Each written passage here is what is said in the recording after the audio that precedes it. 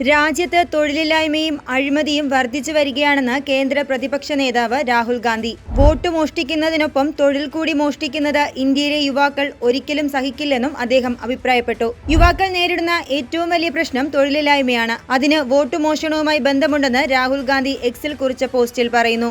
ജോലി ലഭിക്കാനായി പ്രതിഷേധിക്കുന്ന വിദ്യാർത്ഥികളെ പോലീസ് ലാത്തി ചാർജ് നടത്തുന്നതിന്റെയും പ്രധാനമന്ത്രി യോഗ ചെയ്യുന്നതിന്റെയും തൈകൾ നടുന്നതിന്റെയും ചിത്രങ്ങൾ കൂടി രാഹുൽ ഗാന്ധി പോസ്റ്റിനൊപ്പം പങ്കുവച്ചിട്ടുണ്ട്.